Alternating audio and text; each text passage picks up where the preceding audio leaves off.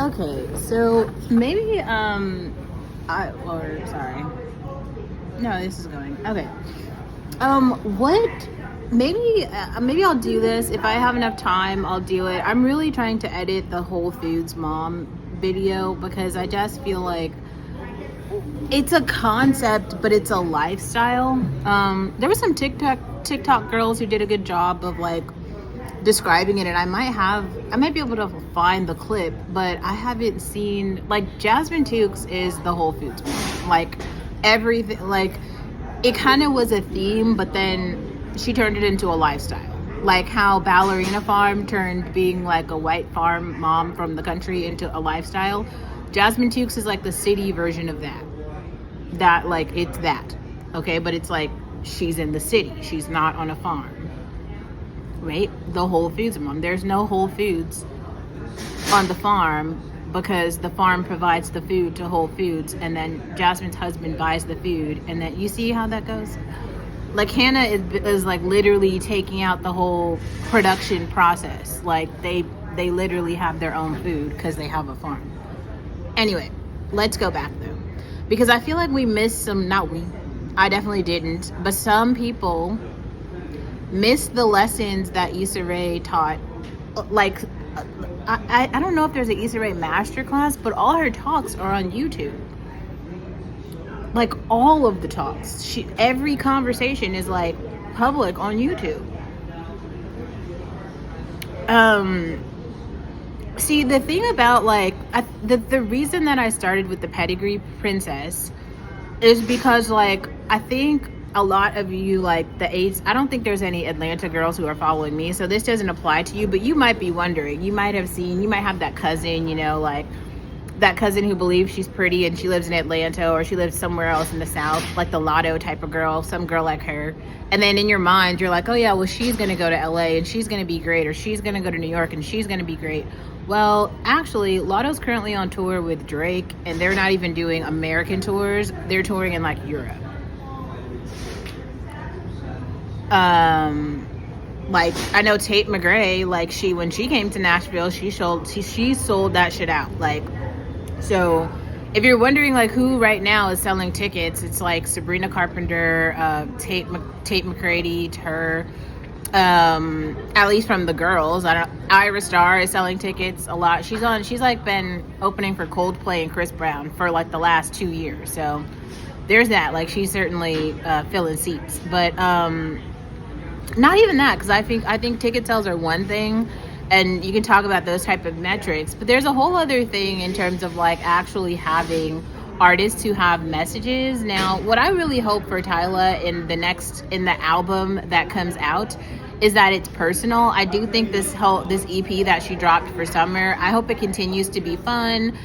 But I hope she puts a little bit more. I think she just needs better writers. I think that Tyla's performances are okay, but I think she's just gotten past like the sexy bopper. Like that's what it's giving, and it needs to give a little bit more because that's kind of played, right? Like those videos and stuff are for like incels on the internet, but the fans I think she wants to speak to are girls with AirPods. We want to hear a story.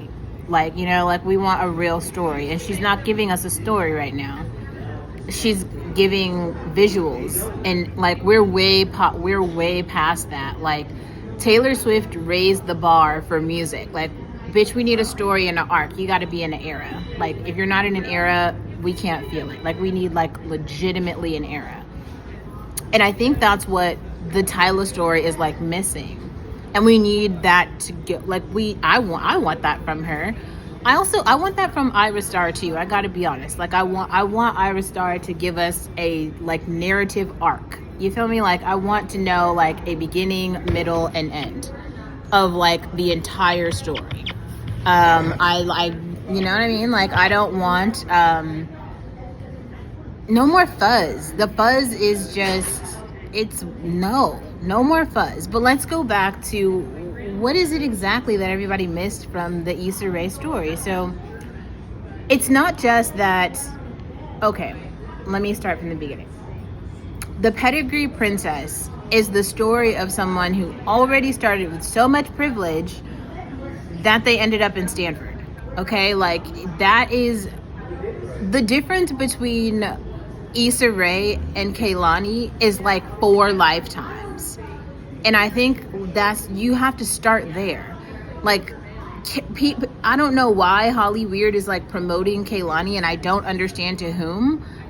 If you're a black girl following Kehlani, you need to go get yourself checked out. Like, go see somebody, seek help. Okay, like that's insane. Like, that story is definitely not for you. I don't actually know who it's for, but you know, Holly weirdos are going to promote it because it's like something that's like different. Like, it doesn't actually fit anywhere. It doesn't make any sense. Like, nobody in Nashville knows who Kehlani is. I could even argue I'm not really sure that many people in New York know who Kehlani is. It's a very LA Hollywood thing that I don't even, be serious. Like, keep your feet planted on the ground for a minute. And there's let's go back for a second, because I do want to talk about like social integration and then social segregation for a second. And I've said this before, but if you haven't seen it, go back to my Zendaya video. So I'm not a Zendaya fan. I'm not a Zendaya supporter. I'm not even a Zendaya critic. It's more like I am legitimately a person who lives in a world that is completely unoccupied by anything Zendaya related, including Cockroach, which I do have a whole video coming out about, because that is the strangest looking gay man I've ever seen in life. And it's like he is cosplaying in all things like black womanhood, and it is frustrating to my bones. Like, my DNA starts to boil when I see his face on any ad. But, you know, I'm gonna like, you know, I'm not trying to be a person with that much hate speech or animosity, but Zendaya and Cockroach together are like they're like peanut butter and jelly. They were made for each other. That also has nothing to do with me. I don't like peanut butter and jelly. So you see where I stand, right? Okay, so the reason that is really important to not simply exist and have an entire life and narrative that has absolutely nothing to do with Zendaya, that's what Issa Rae taught us about the awkward black girl story. It was literally so focused. It was main character energy. But not just like main character energy, like you're making up a facade or story. It is like living in your experience to the point that like your perspective and narrative outshines everyone. Like, this is from my point of view. The whole story is from my point of view. And then the reason it was so, I don't actually understand why other people who weren't black women watched it, because that wasn't for y'all. Like, that was for us. Insecure was for us. Like, that whole narrative arc was simply for us. And then as I talk to like other women who are like non-black, and they'll be like, yeah, I watch Insecure or something, and I really have questions like, why? That, like, what do you get out of that? I don't know. Maybe it's something, because like obviously everybody's living in society, so maybe it's like trying to understand someone else's story or whatever. But then there were like the affiliate characters, right? There was like that white Karen boss who was super strange. There was her. There was like the girl who was always sick. There was like the weird gay one who was like mean. Like, you know what I mean? There's like all these other characters in the story, and you're like, oh my God, yes, I know. I'll work with that person too. Like, just, it's like that. But it's like the whole story though is coming from your perspective. And she like introduced herself, and then she introduced the proximate characters. But even that was like an overly exaggerated, you know, phase of like what actually happened, because this is the point of you having to go back to the Pedigree Princess. Issa Rae's real experience in her actual real life is like her and Jidenna actually being at Stanford and starting a whole movement around just hacking entertainment from the ground up. That's the real story. And if you were there to watch it, that shit was crazy. Like I told you guys, somebody gave me tickets to a Jidenna concert. This is back when I was doing more Valley stuff, but someone just like gave me tickets to a Jidenna concert, and I was like, oh, okay, sure. I don't know. I'm not like a Jidenna fan or whatever, but like, let's go. I have never been to a concert that smelled better. I literally, after that concert, I wrote, if you haven't read it, go read my article that's called The African Prince, Jidenna the African Prince. What that is, the Black academics and Jidenna are like peanut butter and jelly, okay? The Black academics are all the like Stanford, Harvard, fucking NYU, all even in Africa, like the people, you know how they make that show, the Blood and Water show, so there's the show about the rich Africans. They even fly out to LA to see Jidenna, and if you go to his concert in Palo Alto, bro, the Stanford as a community literally came out to go to the Jidenna show. So he stops the show like right in the middle and just starts calling out people in the audience by name who were in his class. That was crazy. Like, you should go watch it. I literally posted that and wrote about that. And I hope, maybe it's just, here's another thing. Like, you miss the context if you're not actually there. You know what I mean? Like, if you weren't there at the concert, so you didn't see it, you know, it was like he even went one step further to talk about like colonialism in Africa, why he made Classic Man. It was like that group of people and the Issa Rae people who are like on campus building shit, getting HBO and Netflix deals, like they have the shit already. This is kind of what I'm trying to explain. It's just the thought process behind understanding what Justine Skye represents. I don't think that Justine Skye is like this phenomenal artist. I do think she's really pretty though. Definitely give her like all of her pretty tokens. She's very pretty. But that's not the point at all. The point is that she has enough to be like Britney Spears. Like, she should be whatever Britney Spears was, that she should at least be that. And it's very strange to see like Tyla almost have that spot right now and then not Justine Skye. But I feel like part of that, there's a B. Maybe Beyonce is coming for me, guys. I don't know. Did I say something bad? If I offended the Beehive, I'm sorry. No, just that's a real bee. Did you see it? No. Anyway, so where was I going with this? Oh, I feel like the people who see not even the promise, but like the package of Justine Skye are Kendall Jenner. Like, how is it me, Kendall Jenner, and Hailey Bieber, who are all floating in different areas, see Justine Skye as the package, and some of y'all don't? Like, what did you miss? Like, to be the whole point of being a pop girly, or here, maybe also let me give you a little bit of context. Like, Justine Skye is to the black girl what Tate McRae is to the white girl.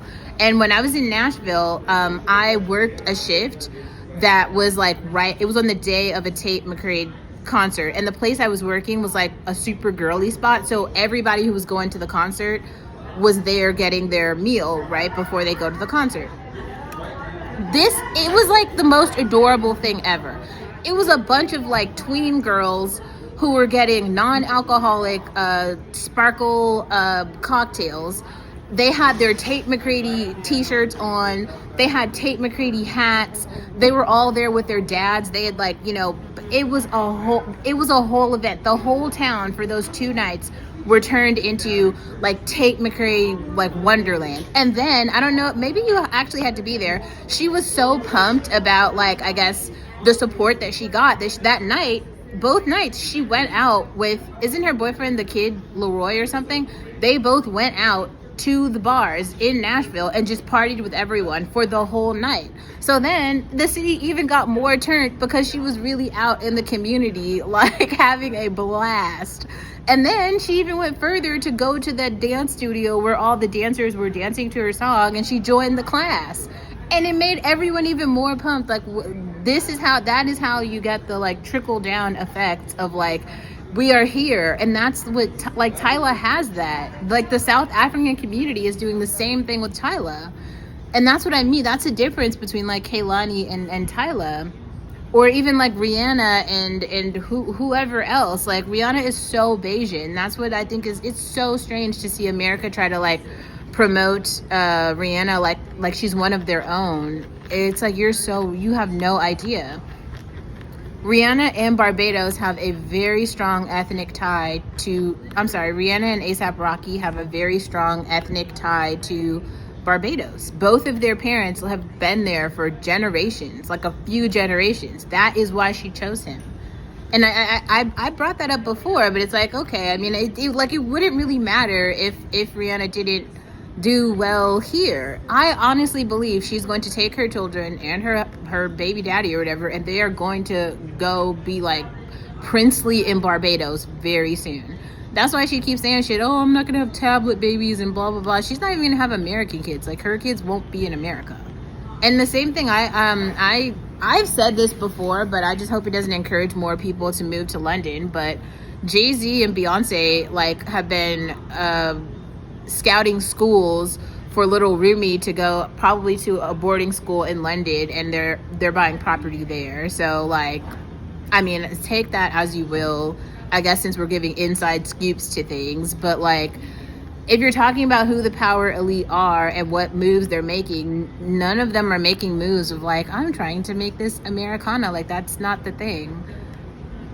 Or even if you listen to Tyla's last interview, she literally told you, she said, well, it's summer in America now, but in October it's going to be summer for my people, right? Like, it's like, the point is though, like, Justine Skye is actually from New York. Like, she's actually from Brooklyn. And I those McDonald's chats really just made me so mad, because I would have covered, if I knew about them when they were happening, I would have like gone and supported and been blogging about it.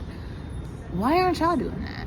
And that's the other thing. I think what people thought was going to happen, they were going to like TikTok their way out of the spot or something. Like, you could just like gaslight and pretend like we don't see you. That's exactly the reason I didn't actually make a formal post about Teresa.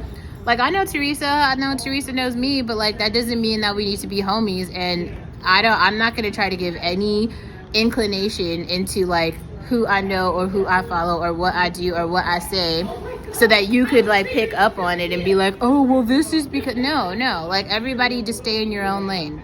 Just live your own life. Just do whatever you're doing. And if you've come across Justine Skye and you like, or Issa Rae, and you liked the story and you understood the story and then you supported the story, like, keep doing that.